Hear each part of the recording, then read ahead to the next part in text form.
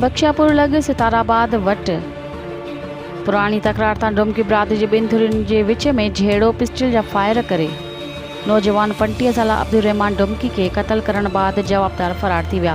अहिड़ो इतला बख्शियापुर पुलिस खे ॾिनो वियो। पुलिस पहुची मक़तूल जो लाश तहवील में वठी पोस्टमार्टम लाइ इस्पताल बख्शियापुर आंदो, जिते पोस्टमार्टम बाद वाटसन जे हवाले कयो वियो। ओॾां राब्तो कंदे बख्शियापुर पुलिस ॿुधाए त डुमकीअ जे झेड़े में हिकु नौजवान क़त्ल थियो आहे। वाक़े जी वधीक जांच कयूं पिया। वाक़े जो केस दाख़िल न थी सघियो आहे। मक़तूल जे वाटसन जो क़त्ल वाक़े ख़िलाफ़ एहतिजाज। वाक़े में मुलविस जवाबदार खे गिरफ़्तार करण ऐं इंसाफ़ जो मुतालबो कयो वियो आहे।